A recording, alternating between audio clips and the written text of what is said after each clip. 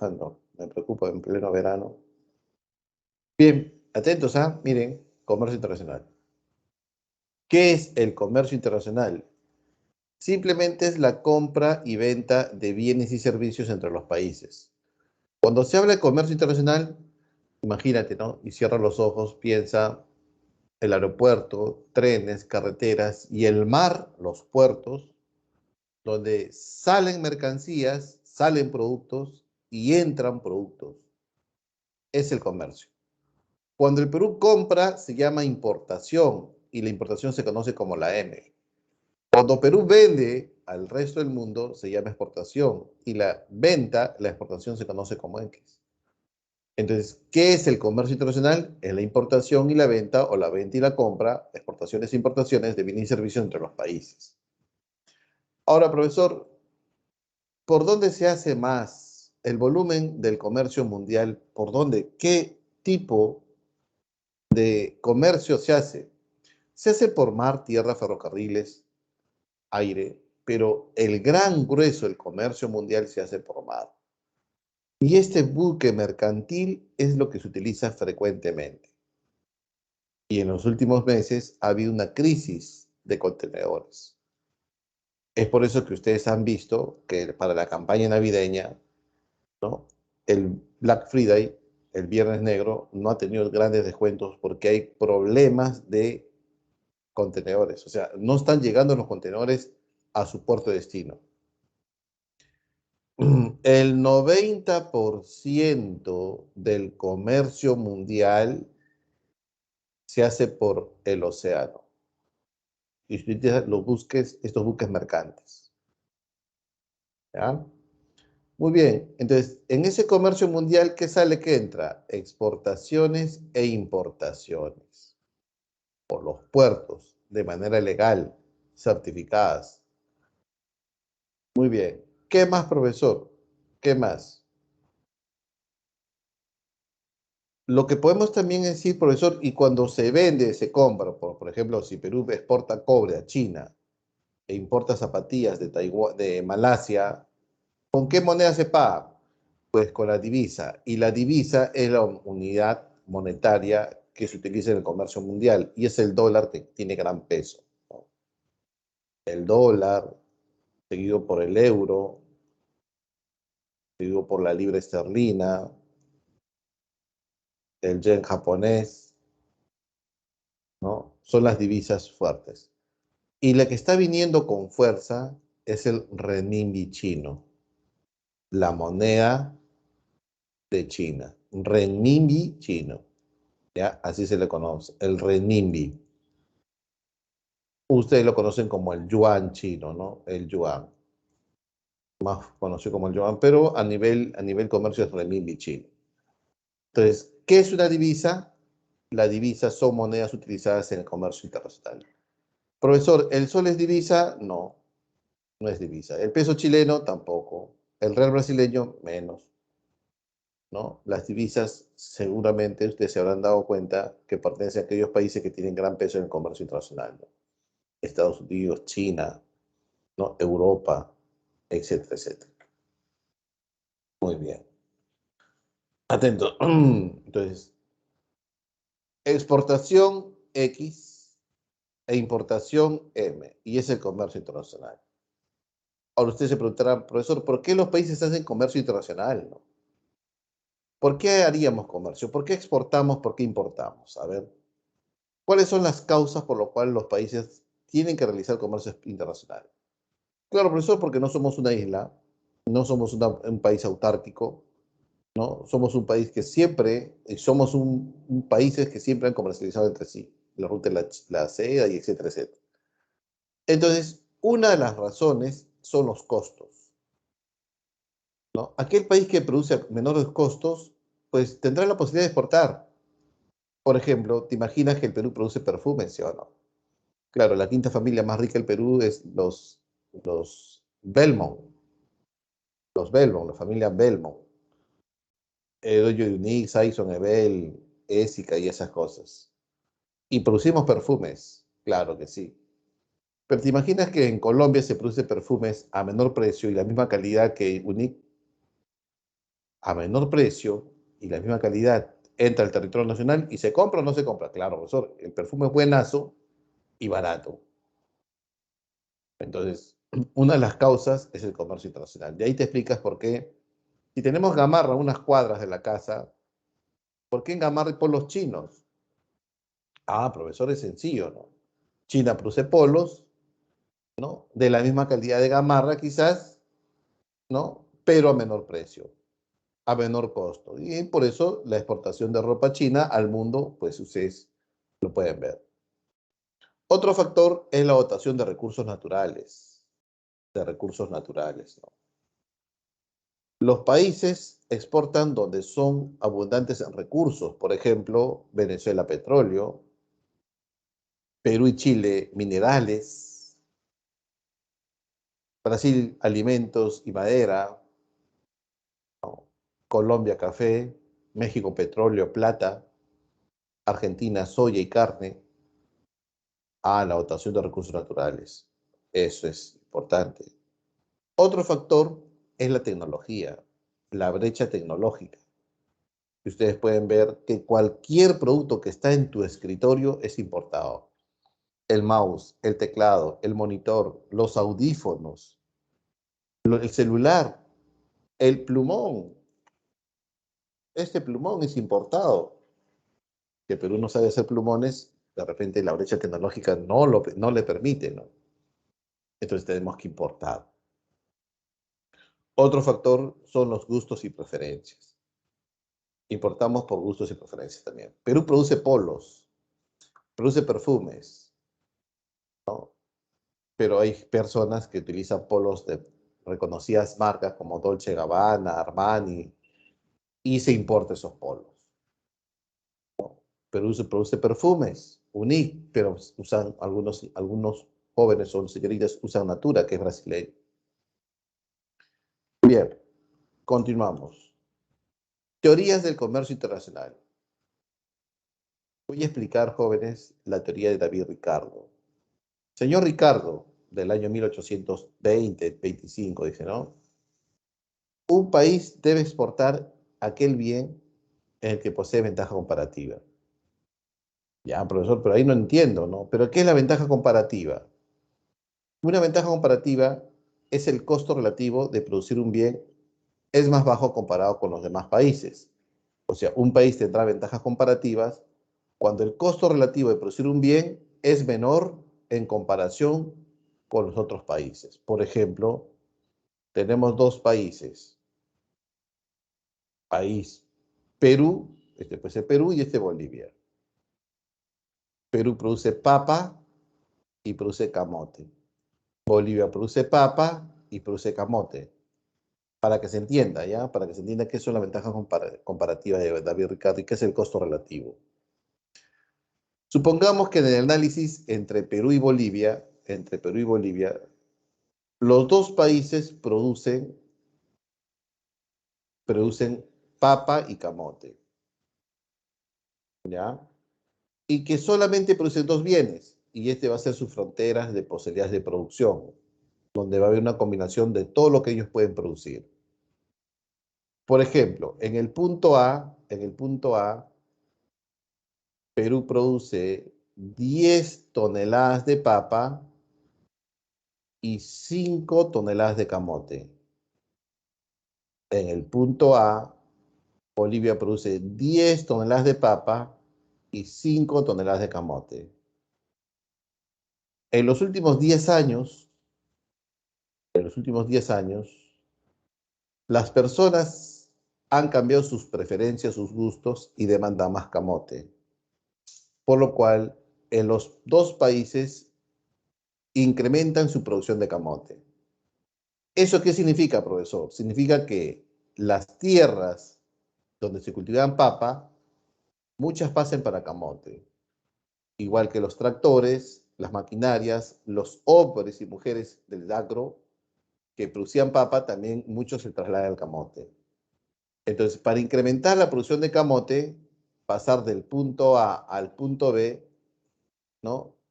Perú, para incrementar su producción de camote de 5 a 15 toneladas, ha tenido que sacrificar la producción de papa.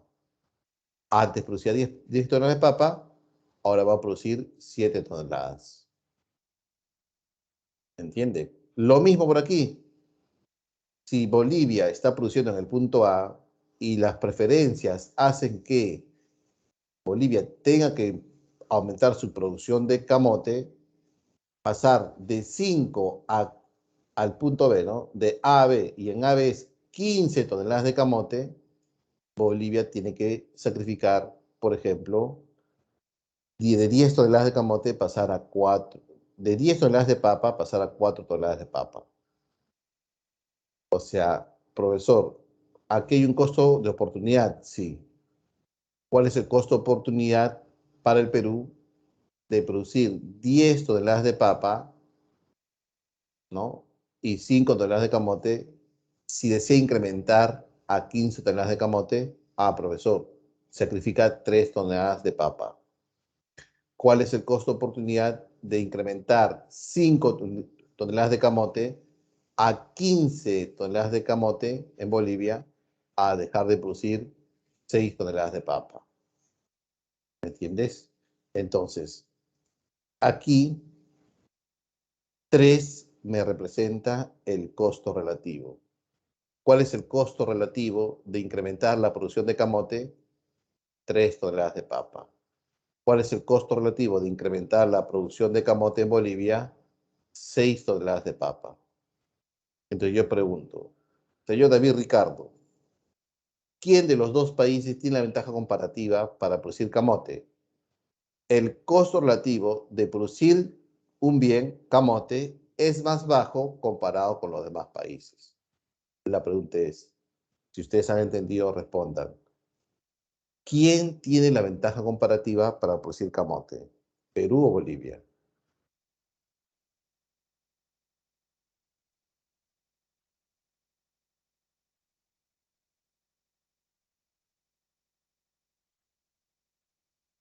El 90% del comercio mundial se hace por mar. Ajá, muy bien, muy bien. Ajá, bien, joven, ¿no? O sea, la ventaja comparativa, ¿qué es? Es que cuando un país produce a menor costo relativo, ¿y qué es el costo relativo? El costo de oportunidad. En otras palabras, ¿Perú sacrifica menos, sí o no? Claro, porque sacrifica 3 toneladas de camote, de papa, para incrementar a 10 toneladas de camote. Bolivia sacrifica 6 toneladas de papa para incrementar de 5 a 15 toneladas de camote, ¿sí o no? Claro, exacto. Eso es, jóvenes. Esa es la ventaja comparativa. ¿Han entendido? Si es que no lo has entendido, porque esto es importante entender, vamos con el ejemplo de día a día. Por ejemplo, papá y mamá están en casa, un día soleado, hoy es cumpleaños del hermano menor, hoy cumple un añito, vamos a imaginar, ¿ya? Si el hermano mayor ya tienes 17 años, te quedas acá con tu hermano, pues sí o no. Bien. Y vamos a preparar el almuerzo. Tú estás en tu clase de economía, tienes 17 años, tu hermano mayor está sustentando su tesis online a su profesor. O sea, doble celebración. Lo va a aprobar y van a celebrar cumpleaños y tesis. Muy bien. Y tu hermano menor, el que tiene 15 años, está jugando Roblox. ¿Ya? Muy bien.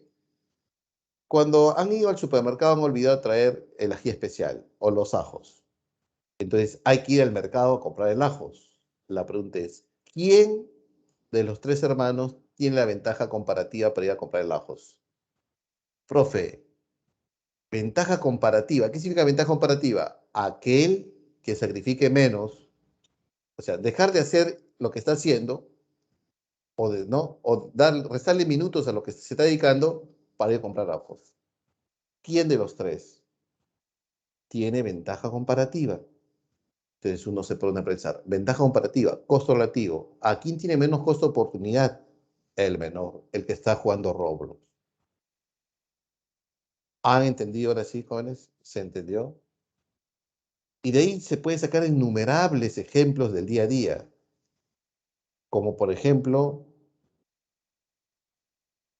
Me estaba quedando con la cámara, estaba medio lenta. Como por ejemplo, cuando mamá dice, ¿no? Oye, Pepe Lucho, anda a comprar tú no estás haciendo nada.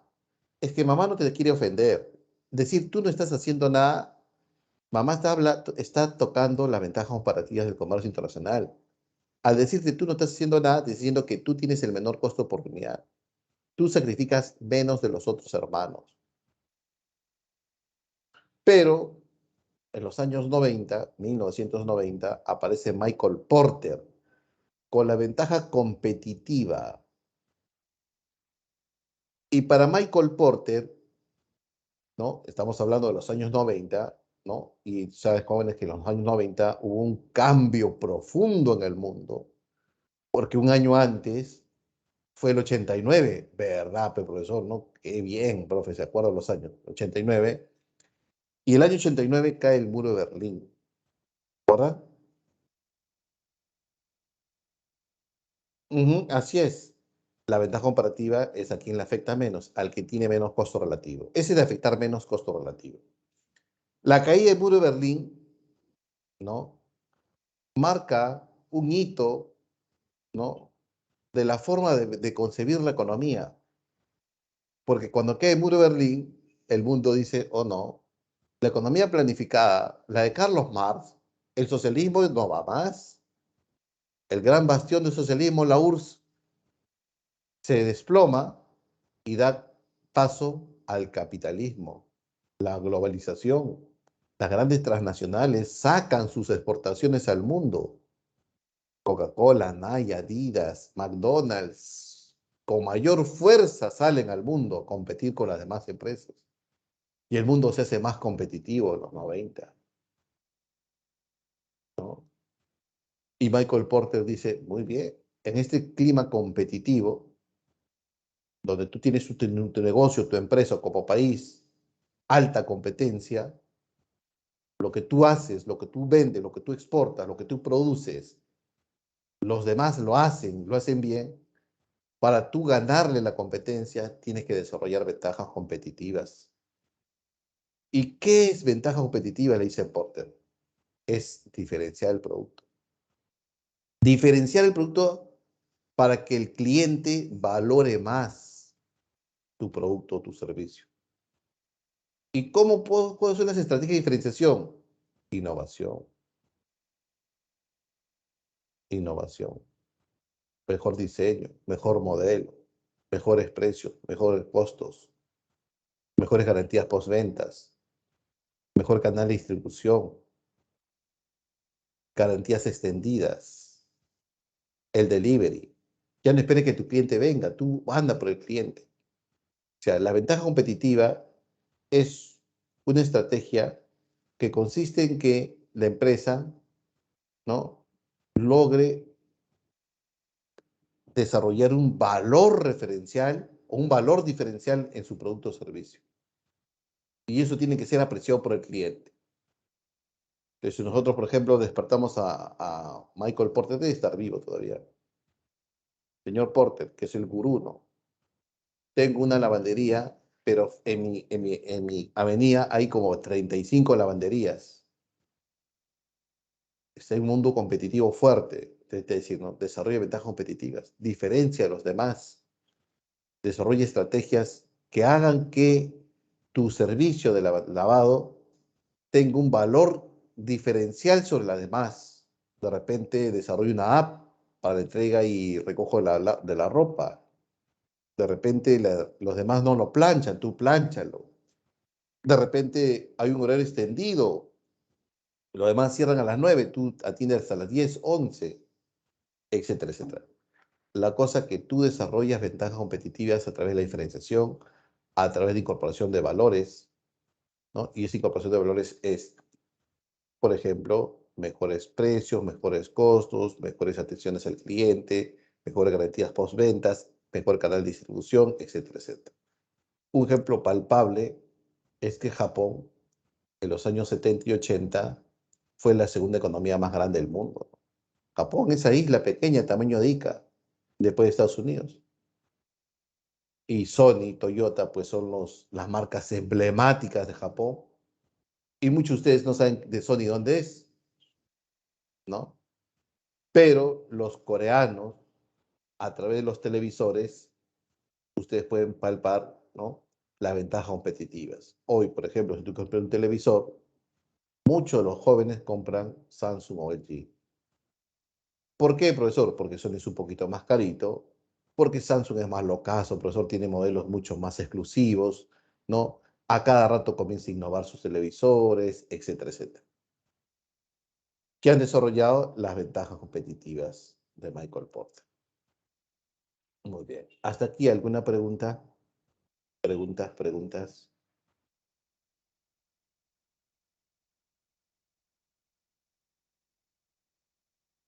¿Hay alguna pregunta? ¿Todo claro? ¿Sí? Bien.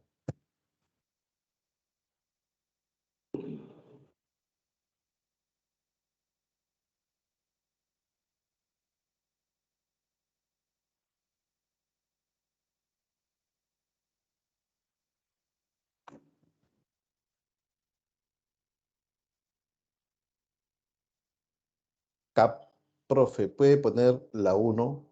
La uno, la uno. No, no entiendo. Cap, captura, profe, la uno. Bien, ahorita lo mando esto ya. Entonces, forma del comercio. Hay dos formas, las exportaciones y las importaciones. ¿Qué es una exportación? Lo que se produce en el Perú se va a vender afuera. ¿Y qué es una importación? Lo que se está produciendo afuera se compra adentro. Viene para aquí. Si nosotros estudiamos las exportaciones peruanas, se dividen en dos. El 80% de las exportaciones peruanas son exportaciones tradicionales. O sea, profesor, en otras palabras, son materias primas. Las materias primas. Eso está en la minería, cobre, plata, oro, zinc, estaño, plomo, molibdeno. En la pesca, harina de pescado, aceite de pescado, pota. En la agricultura, algodón, ¿no? Son productos tradicionales. Lo que históricamente y poco valor agregado tiene. Poco proceso de producción. Prácticamente sacamos el algodón y lo exportamos. Y los productos no tradicionales representan el 20% de la exportación. Son productos o exportaciones más novedosas que en los últimos años se están exportando. Por ejemplo, las frutas, ¿no? La ropa, los textiles, la metal mecánica, son exportaciones no tradicionales, ¿no? Las joyerías, exportaciones no tradicionales. Pero lo malo que representa el 20%. Y son exportaciones que están de moda en los últimos meses, o años, perdón, y que, y que tienen mayor valor agregado. Por ejemplo, Perú exporta cobre, sí exporta cobre, pero ese cobre está así en rojo, ve, mira, y es exportación tradicional. Pero si ese cobre entra a la planta de Vía El Salvador y sale, por ejemplo, en alambres envueltos ya en plástico, enrollados para la corriente eléctrica y lo exporta, eso es no tradicional. ¿Por qué?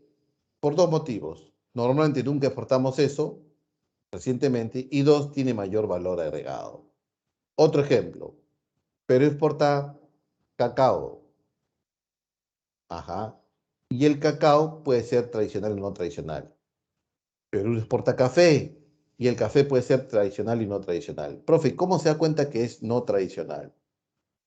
Es sencillo.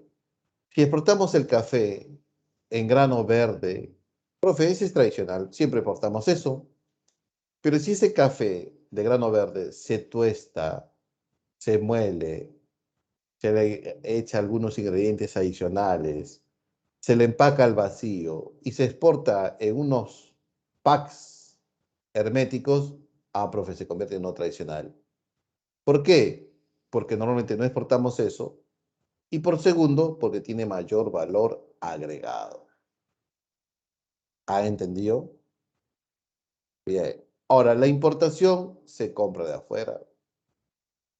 se compra afuera, ¿no? ¿Y qué es lo que más importamos? Los insumos para la industria, los bienes de capital, maquinarias, herramientas, equipos para la industria y los bienes de consumo para las familias como alimentos, ropa, artefactos, etcétera, etcétera. Si comparamos las exportaciones con las importaciones, tendríamos la balanza comercial. ¿Qué es la balanza comercial? Son las exportaciones totales del país menos sus importaciones. Esa es la balanza comercial. O sea, la balanza comercial vendría a ser todo lo que Perú exporta,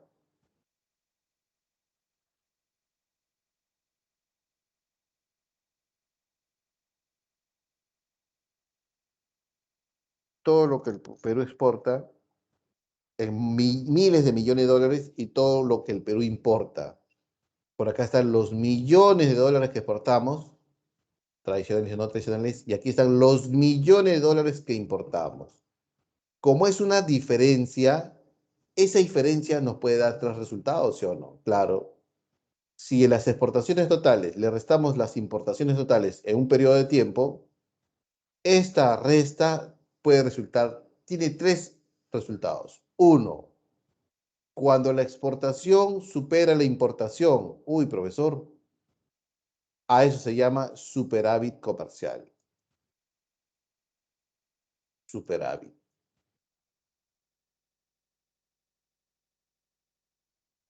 Cuando la exportación es menor a la importación, déficit comercial.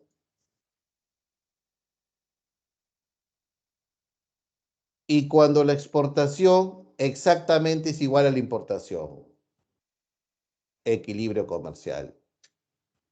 Equilibrio. O sea, profesor, nuestra balanza comercial puede ser supravitaria, puede ser deficitaria o puede estar equilibrada. Claro que sí.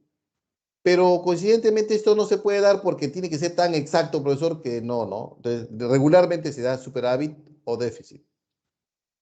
Entonces yo les pregunto a ustedes, ¿qué es mejor? ¿Tener un déficit o un superávit? Uno analiza, al tener un superávit, estaríamos exportando más, ¿no? Y eso es mejor, esto es lo mejor. Entonces ustedes miren, Banco Central de Reserva de Perú, es una data real, y verifiquen en qué año hemos tenido déficit.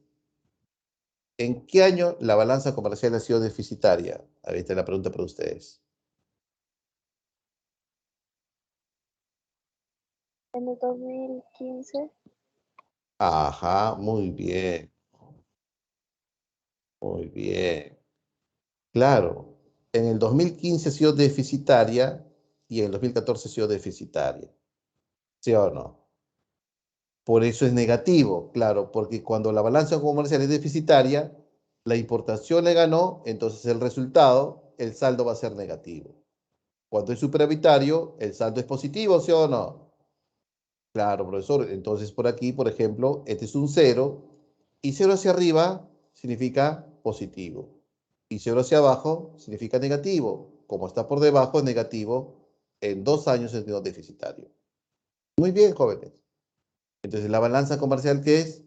Es el valor total de las exportaciones menos el valor total de las importaciones.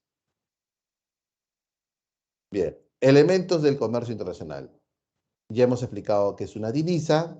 La divisa es la moneda fuerte en el comercio internacional, ¿no?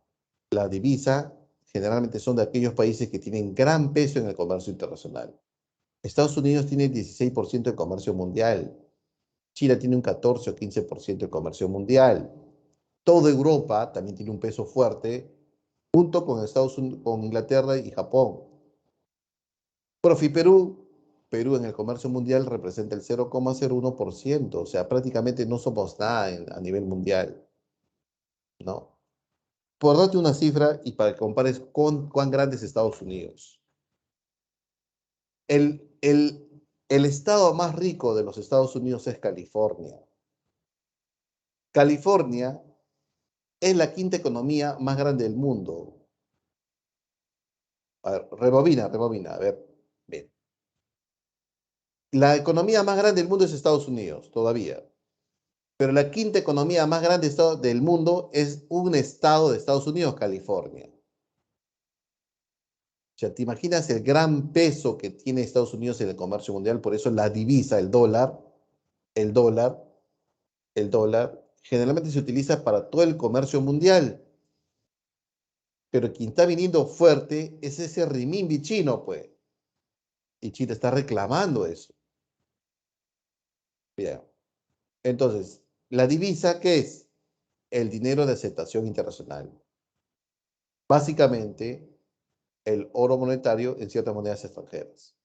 Ah, profesor, ciertas monedas extranjeras. Como que, por ejemplo, como el dólar, como el euro, ¿no? Y el que viene fuerte es el renminbi.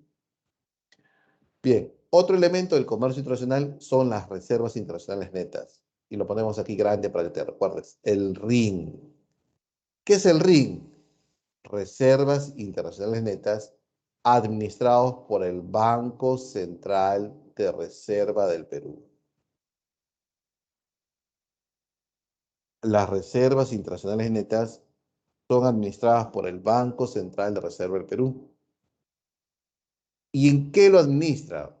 Lo tenemos en oro, en lingotes de oro, lo tenemos en lingotes de plata, lo tenemos en divisas, y tú ya sabes muy bien qué divisas tendríamos como reservas, ¿no? ¿Y cuál de las divisas abundaría? Claro, dentro de ellos la que más tenemos es el dólar. Ahora, profesor, estos son las reservas. ¿Ve?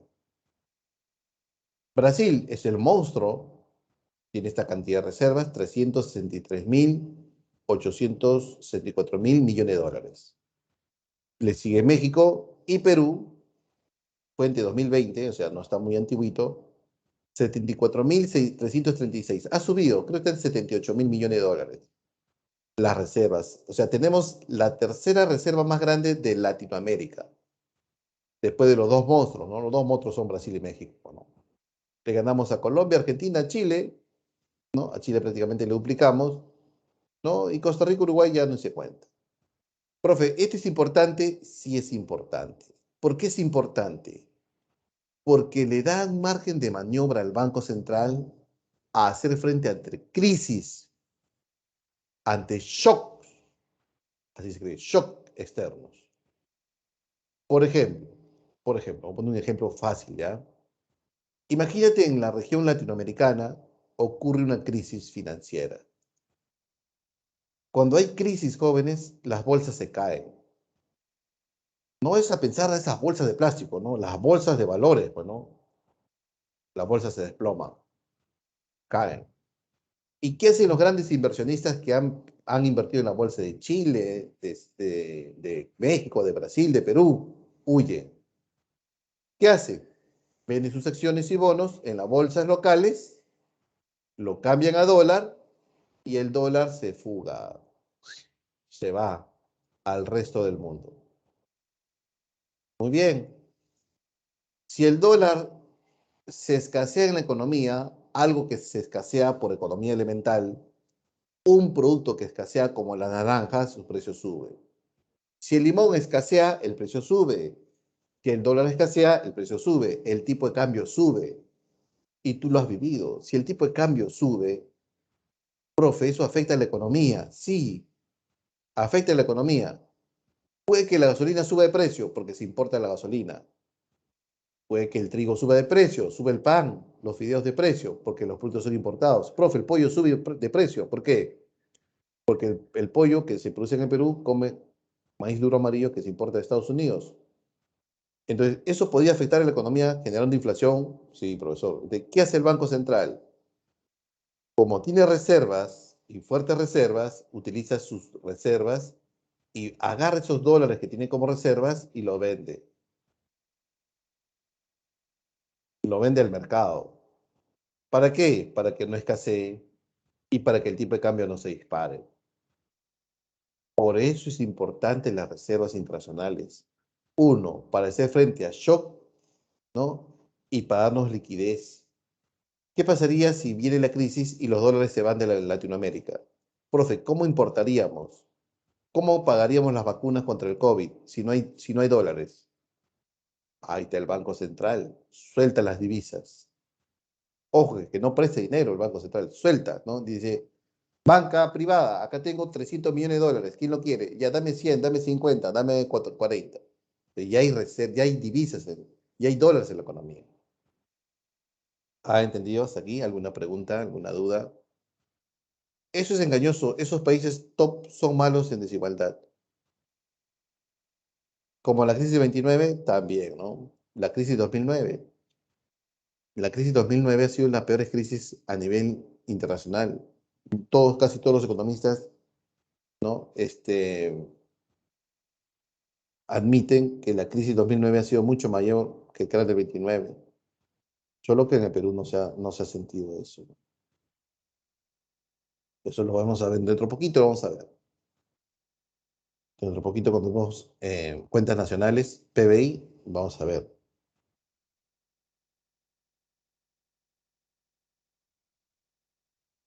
Muy bien. Preguntas, preguntas.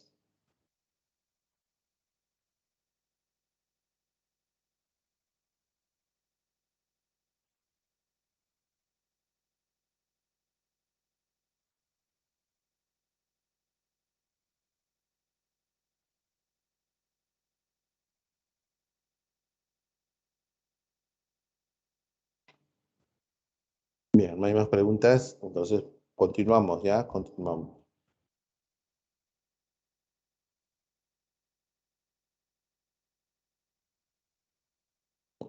Mm, Bien. Justo estaba buscando una imagen. Ayer encontré una data muy bonita de cómo el tipo de cambio ha estado variando en los últimos años.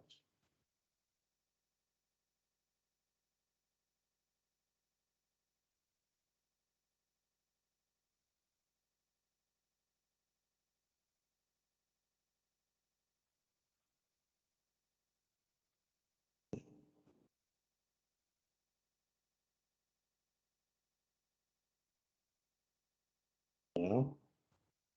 Van a ver, lo voy a mandar por el chat,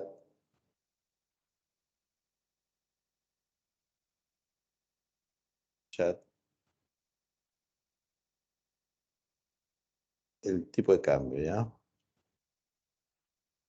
Está como precio del dólar.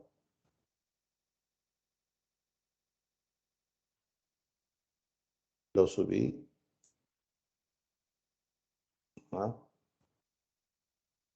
Observen, den una, chécala, a ver, dale un zoom.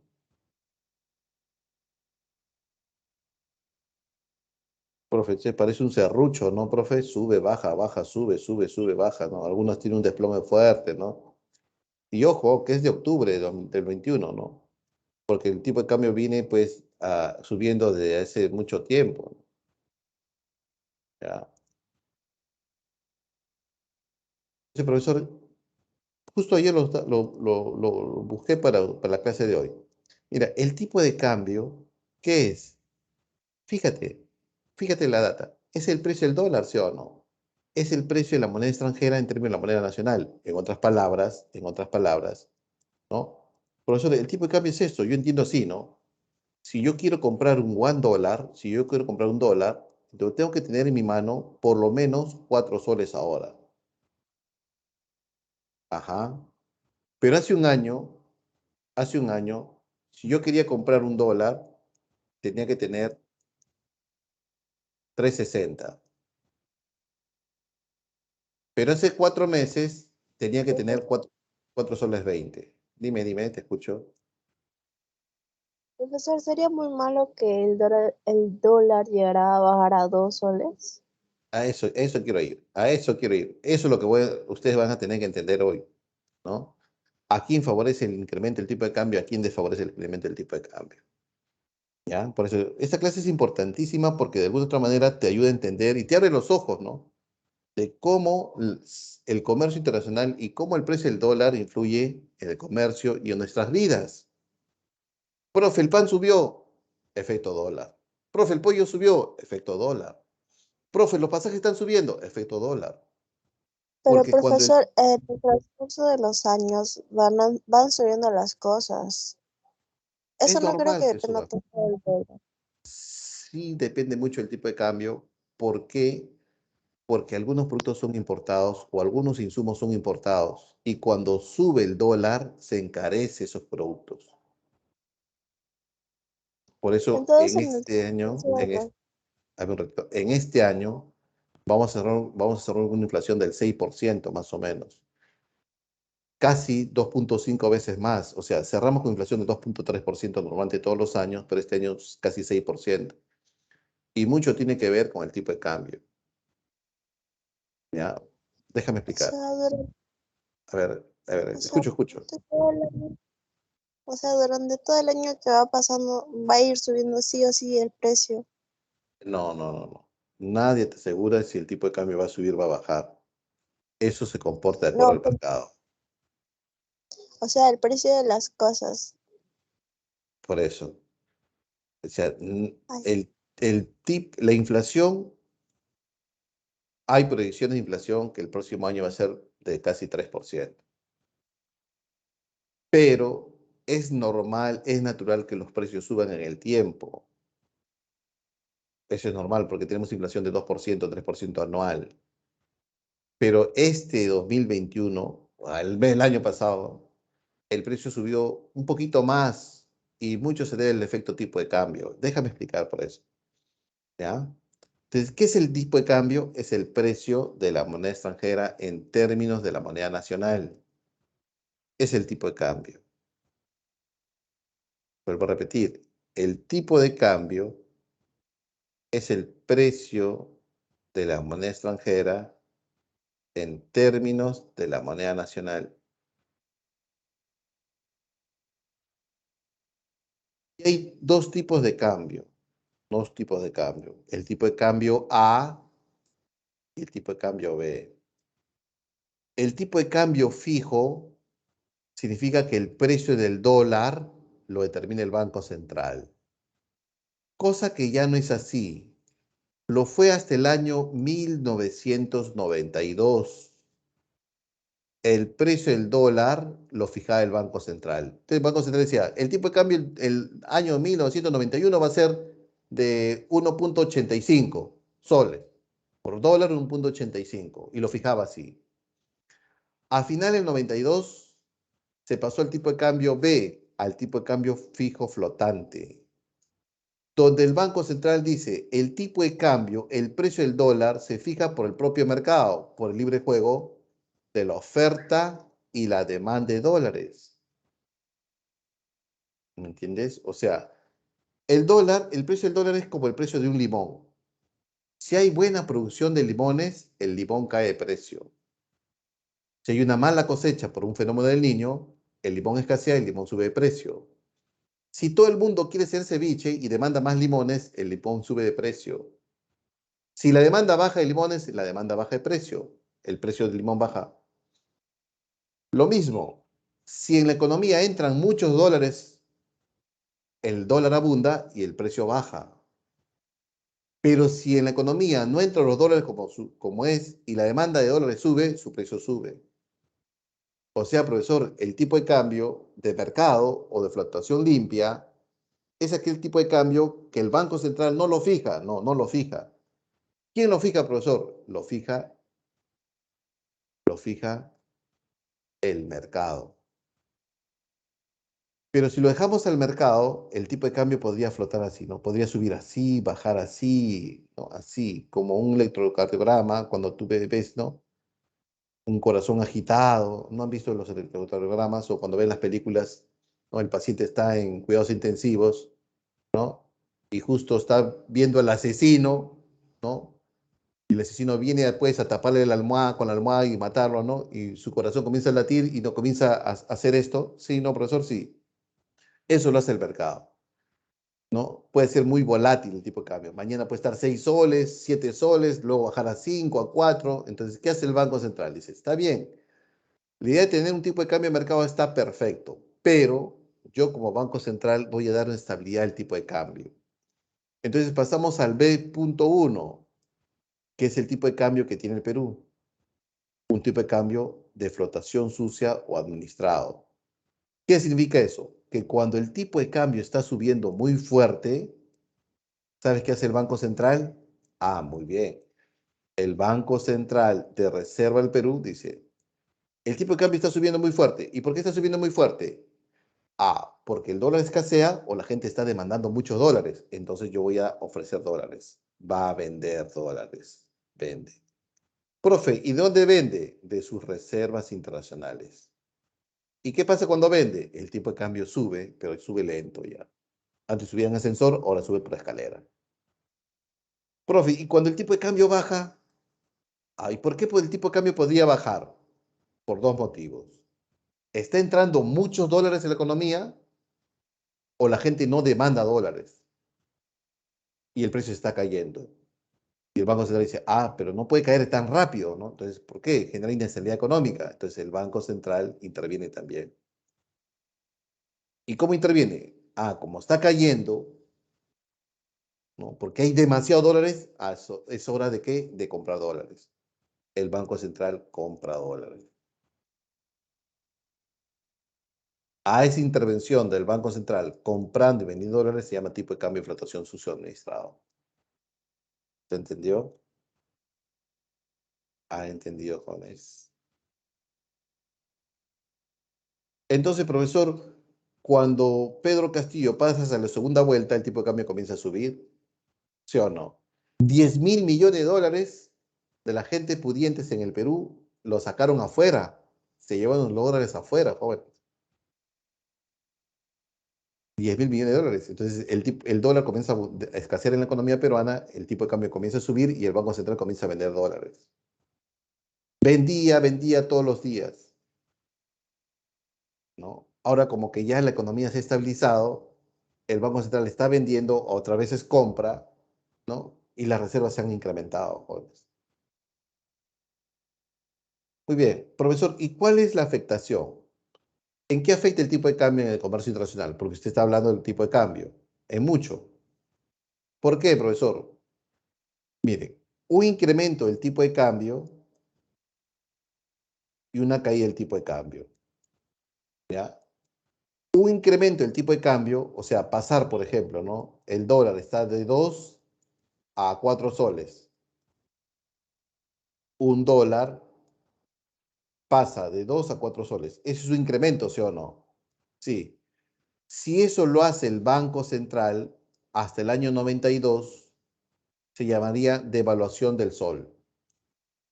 Pero hoy, ¿qué se habla? Depreciación del sol, porque es tipo de cambio de mercado. Pasar un dólar de 4 a 2 soles significa que el tipo de cambio está cayendo, ¿sí o no?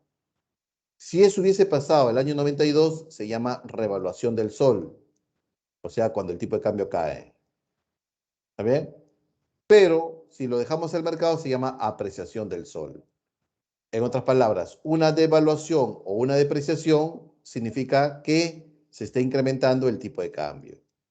La palabra devaluación ya no se debe utilizar, aunque algunos economistas todavía hablan de devaluación, la palabra correcta es depreciación. Y lo mismo, una revaluación y una apreciación es cuando baja el tipo de cambio. ¿Ya? Entonces, si tú te fijas en la imagen que yo solté y le puedes dar clic a la imagen, te das cuenta que cuando el tipo de cambio está subiendo se llama depreciación. Y cuando el tipo de cambio se está cayendo, como los primeros meses de octubre o la quincena de octubre, ¿no? El tipo de cambio se está apreciando, ¿no? Una apreciación del sol. ¿Ya? Muy bien. Ahora, profesor, ¿eso en qué influye en el comercio internacional? Fácil. Si sube el tipo de cambio, ¿sabes quién es feliz? El exportador. ¿Por qué el exportador? Porque cuando tú vendes afuera, tú cobras en dólares. De repente exportas polos a 20 dólares.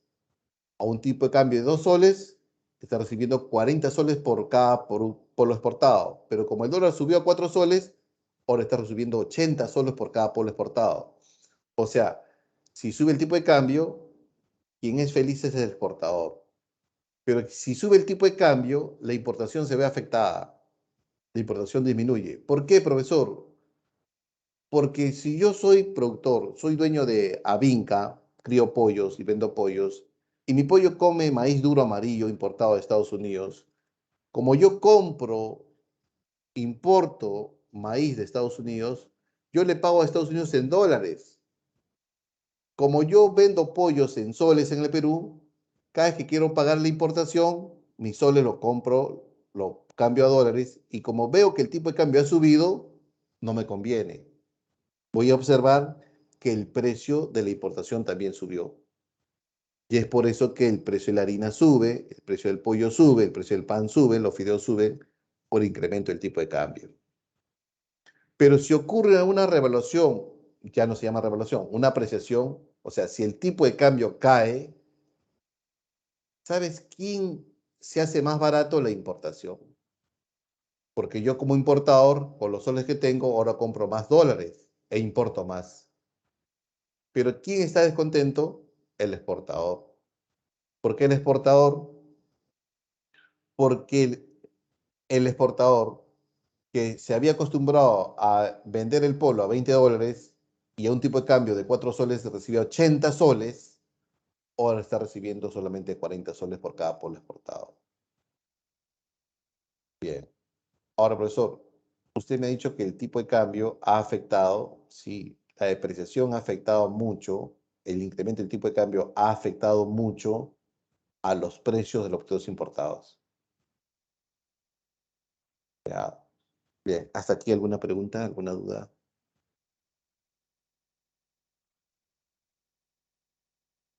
Siempre vamos a tener inflación, siempre, eso es normal, pero la inflación es moderada, ¿no? Es de 2%, 2,3%, 2,4%, 2,5%, 2,8%. Ese es normal, es un país muy bueno, muy sano. Por eso el Banco Central se rompe la cabeza cuando el tipo de cambio sube. Pero gracias a que hay reservas, puede ser que el tipo de cambio suba, pero despacio, lento. Y de esa manera está haciendo cumplir sus metas, ¿no? ¿Se acuerdan las metas? 2 más o menos 1%. El año pasado no ha podido hacer eso, no ha podido hacer eso, por muchas causas. Ha habido crisis en el petróleo subió de precio fuertemente, el tipo de cambio subió fuertemente, por más que vendía, subía, y ahí entra la expectativa, el temor de Pedro Castillo. Cada vez que Bellido hablaba, subía el tipo de cambio, ¿te recuerdas? Sí, pero el Banco Central vendía. Hoy el tipo de cambio ya no está a 4,30, no está a 4,20, se ha estabilizado en 4. Se dice que va a terminar en 3,9. Es el tipo de cambio. ¿Ya? Muy, muy bien. Continuamos.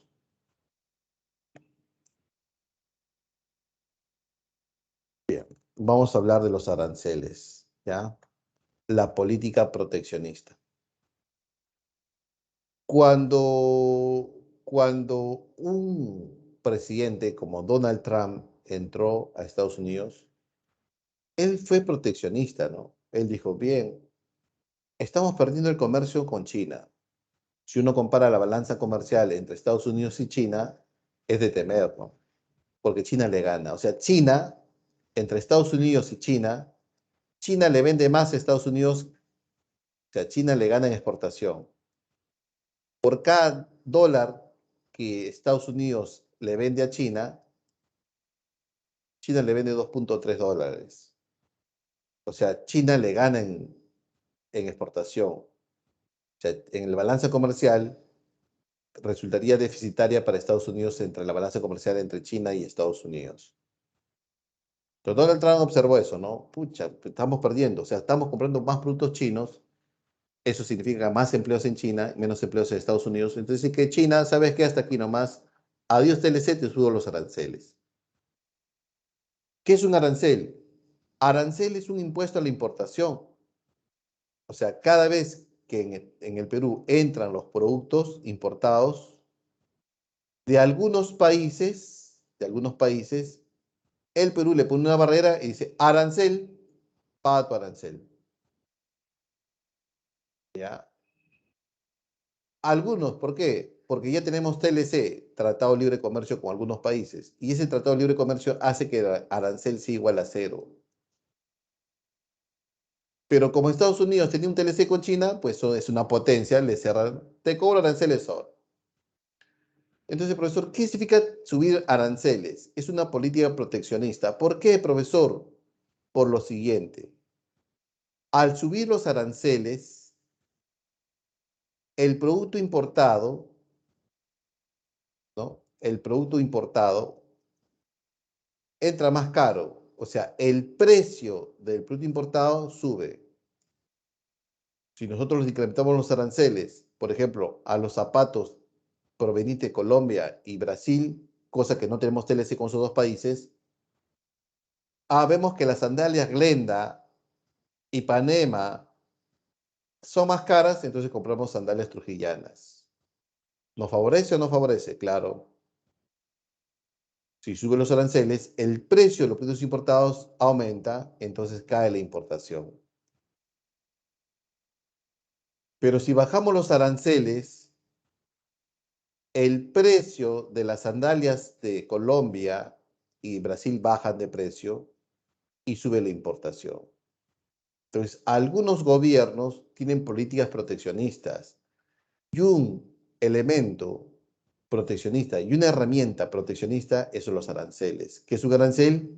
Un impuesto a la importación. Puedo repetir, ¿qué es un arancel? Un impuesto a la importación. En los últimos años, a partir de los años 90, jóvenes, hasta nuestras fechas, la política económica, la política comercial es de reducir los aranceles.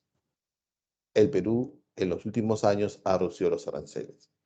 Por eso vemos productos importados muy baratos, porque tenemos TLC con China, tenemos TLC con Japón, tenemos TLC con toda la Unión Europea, con México, Estados Unidos, Canadá, con Chile tenemos TLC. Y eso favorece el comercio, ¿no? Porque el arancel es igual a cero y el producto importado entra mucho más barato. Muy bien, jóvenes. Hasta aquí alguna pregunta. No te pases con Cuba como no te arancel.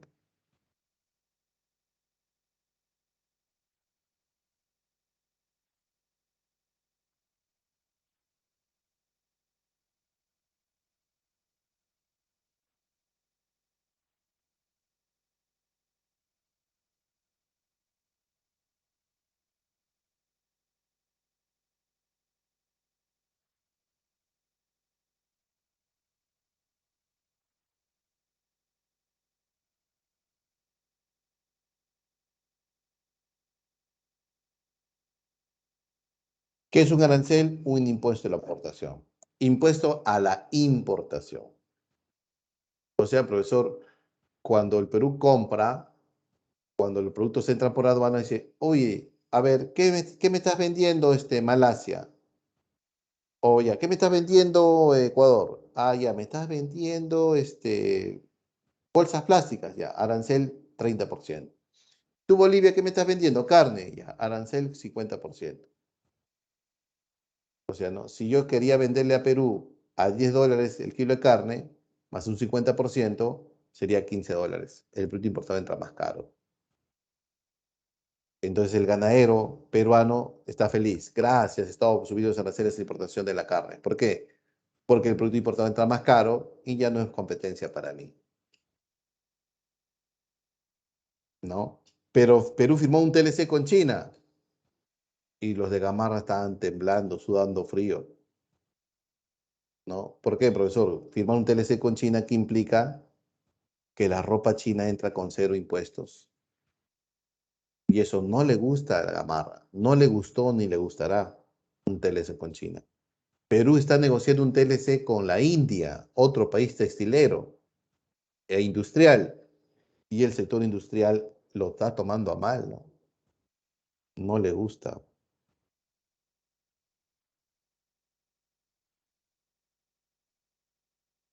Bien, hasta aquí alguna pregunta, otra pregunta. Si no hay más preguntas, podemos pasar al Force,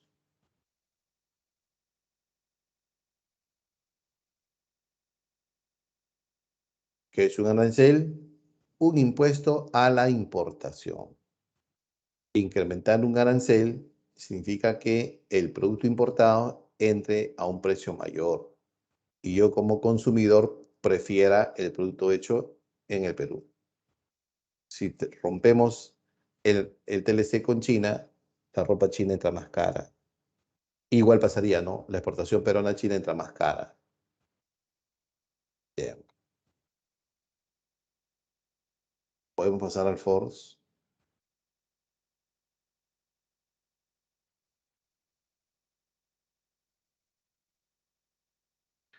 Así es, Samantha. Entonces, profesor, ¿nos conviene un TLC? Claro, como consumidores sí.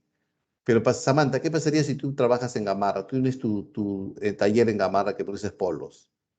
Ah, como productor no te conviene, ¿no? Profe, si yo fuera productor no me conviene un TLC con China. Si fueras, por ejemplo, del gremio de exportación de... Eres un industrial. Ah, profe, como industrial no me conviene un TLC con la India, porque va a ser competencia. Así es. Pero como consumidor sí. Así es. Muy bien, bien, bien. ¿Ah? ¿Pueden subir la dirección del Ford, por favor? Lance la dirección por aquí. Jesucito, tú eres el experto lanzando aquí.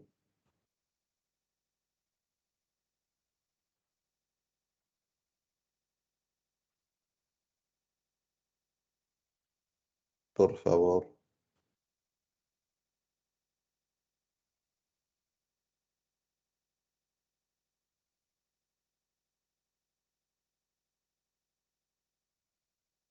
¿No está el examen? Sí está, lo activé ayer.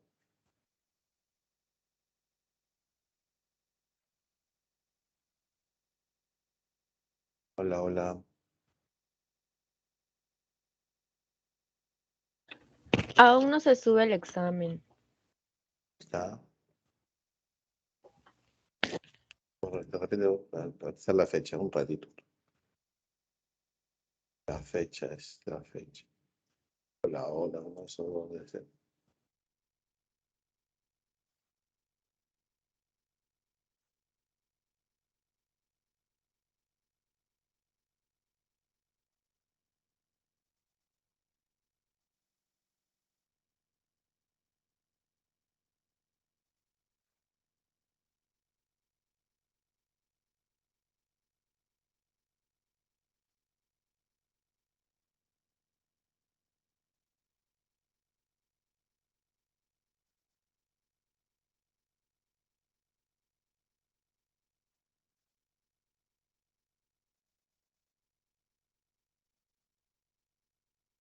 Ya era la hora. A ver, ahora sí, verifiquen por favor.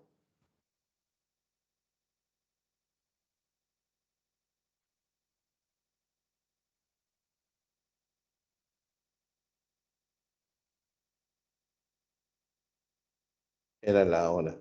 Ahí está. Perfecto, Andrea. Bien. Lean bien, por favor, ¿sí? 18 tan rápido, pero a ver.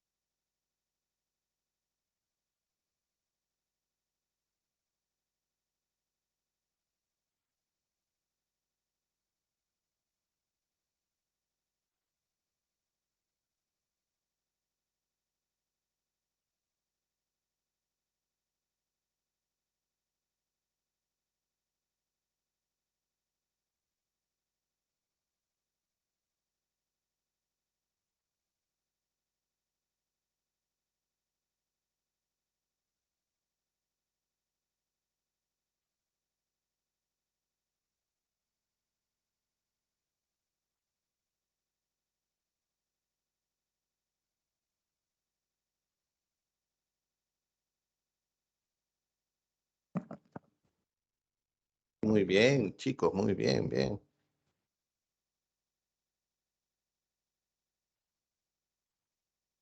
2:40, 2:34, ya. Un minuto para terminar, ¿ya? 2 minutos en sí, porque de 8 minutos vamos a dar el examen, ¿ya? Se dice que es 10 minutos, pero vamos a, como ya están marcando,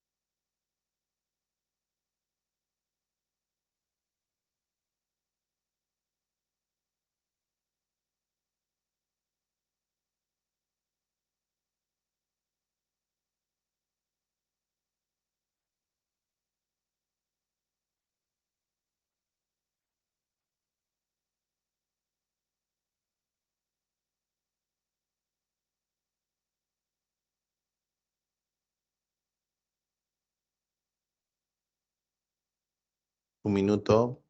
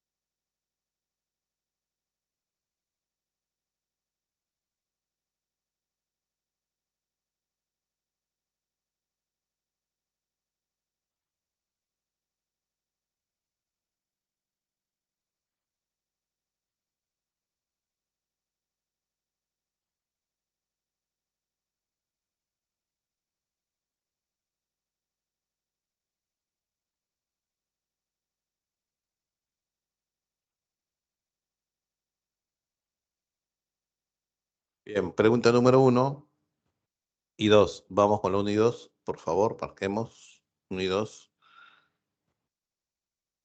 Marquemos 1 y 2. A ver. 1. Indique la alternativa incorrecta. La incorrecta, me dicen, profe. A ver.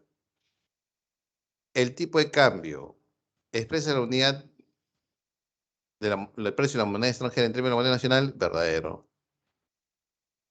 El tipo de cambio libre, flexible de mercado, se rige por el libre juego de oferta y demanda, verdadero. El tipo de cambio fijo lo establece el Banco Central, no el Ministerio de Economía. Esta es la falsa. Entonces, la respuesta correcta sería avión. Pregunta número 2. La estructura de exportaciones peruanas son exportaciones tradicionales y exportaciones no tradicionales. ¿No? Avión. Siguiente, 3 y 4. Marquemos 3 y 4. Conforme va pasando el tiempo, yo los aprecio más. Yo los valoro más. El dólar se apreció, o sea, el dólar subió de precio, ¿sí o no? Claro, ¿no? El tipo de cambio subió. 3 dedos. 4, marquemos la 4, lean ustedes, es larga, leanla. A ver.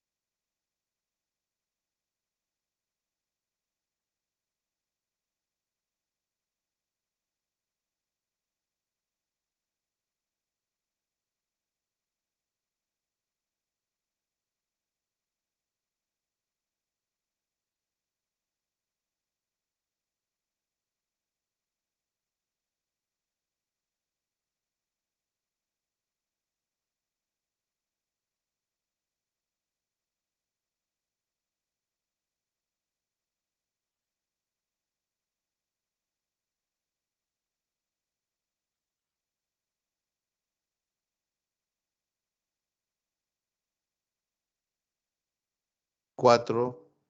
Esta sí es, profesor. 1 y 3, ¿no? Bien. Siguiente. 5 y 6. ¿Qué marcaríamos 5 y 6?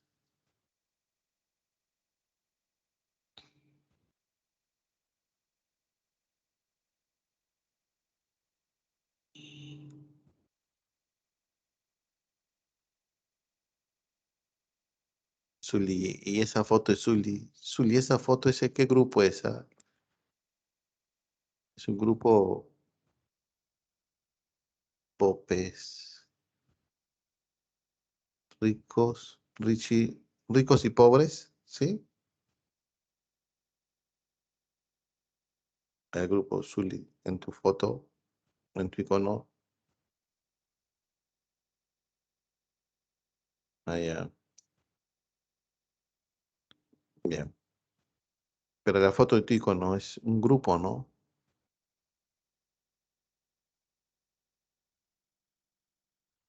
Ricci Pevori, italiano. A ver. Vamos a ver, continuamos. 5 y 6, 5 y 6.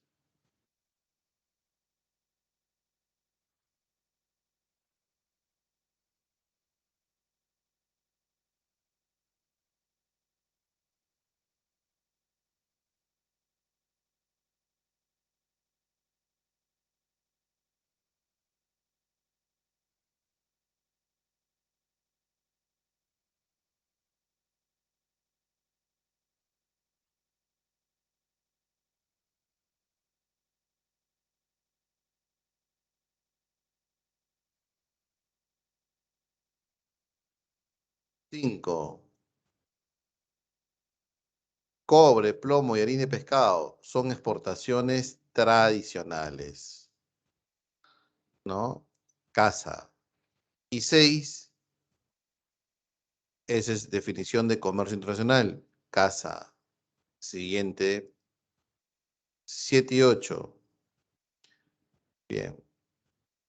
Dentro del comercio internacional hay un elemento que nos da cierta liquidez internacional y le da un buen margen de maniobra al Banco Central, ¿no? Para hacer frente a shock externos, ¿no? Es como el salvavidas, o vendría a ser como la cama elástica ante un incendio, ¿no han visto? Un incendio, un edificio alto, los bomberos están con la cama elástica acá para acá, salta y saltas, ¿no? Claro, esto vendría a ser las reservas internacionales netas, ¿no? El RIN, 7 dedos. 8, denominación asignada a las monedas utilizadas en los negocios internacionales, la divisa. 9 y 10, vamos con la 9 y 10.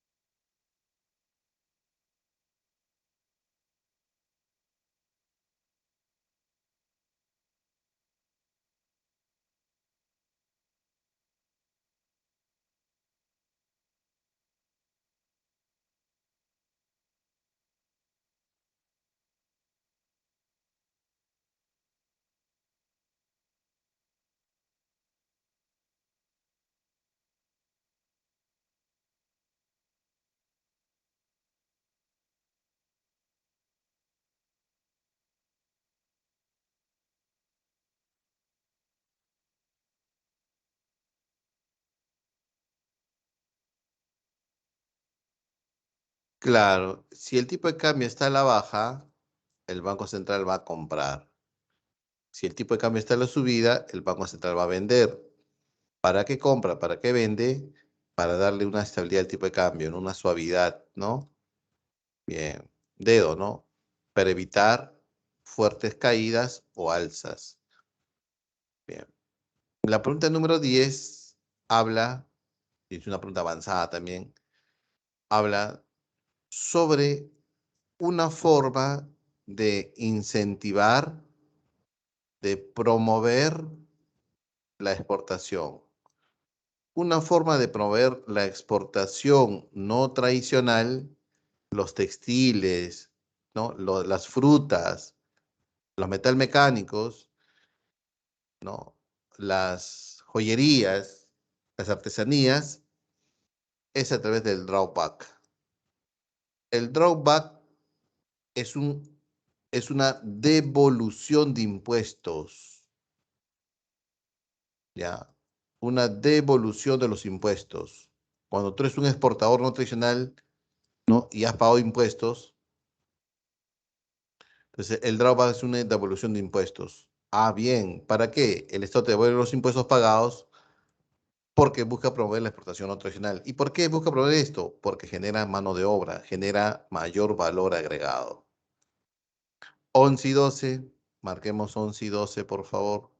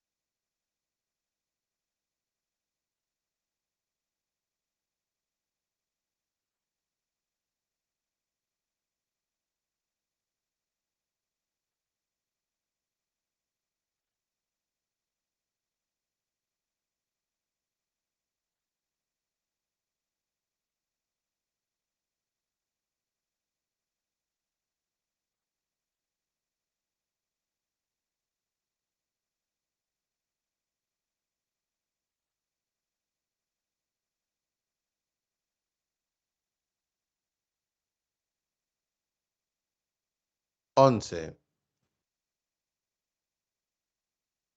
11 y 12 que marcaríamos, por favor.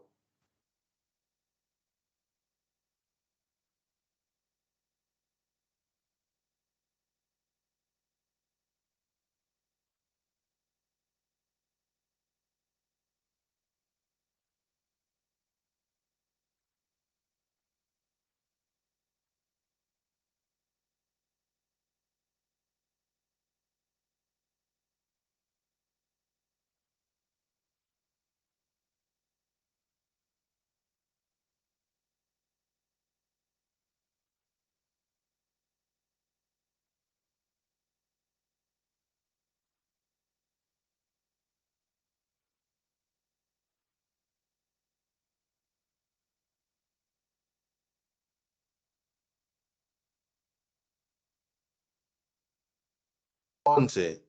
En el comercio internacional, a la práctica desleal que consiste en la venta de un producto en el mercado extranjero a un precio menor, se le conoce como dumping. ¿Qué es el dumping? Y acá explico qué es el dumping, ¿ya? Por ejemplo, yo soy chino, ¿ya? Yo soy chino. Y como productor textil chino, produzco polos, ¿ya? Yo soy el chino que produzco polos, ¿ya? Y en China, en mi país, este polo lo vendo, por ejemplo, a $10. Como son 1.400 millones de chinos, me ha sobrado 1 millón de polos que no he podido vender.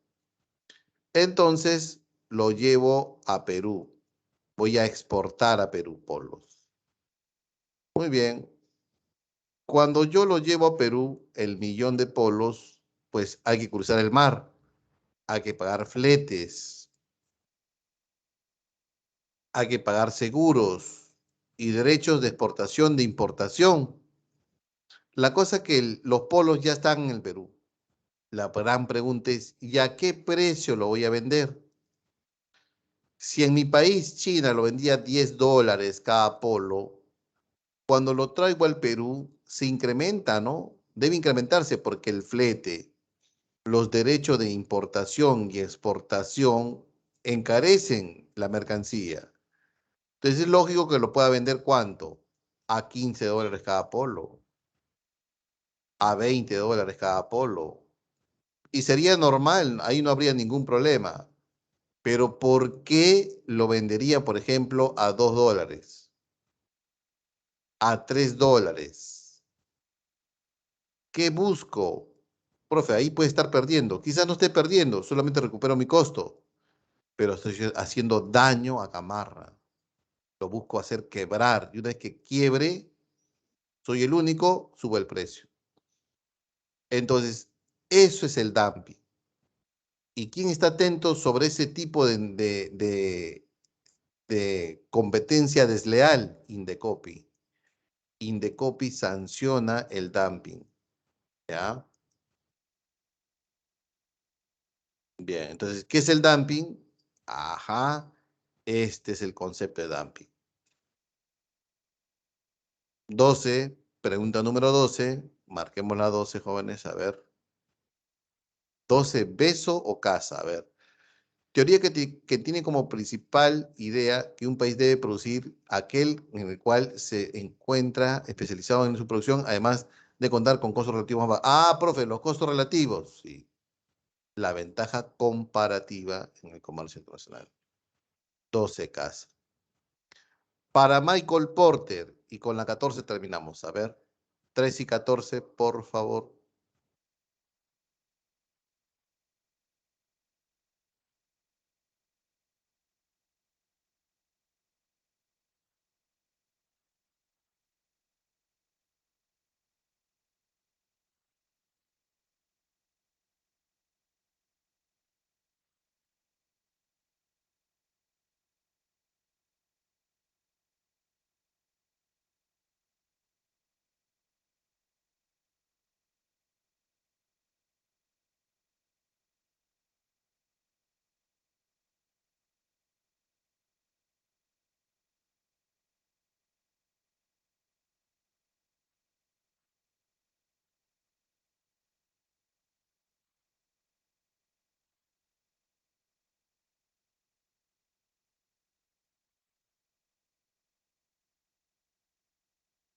Bien, 13 avión. Y la 14,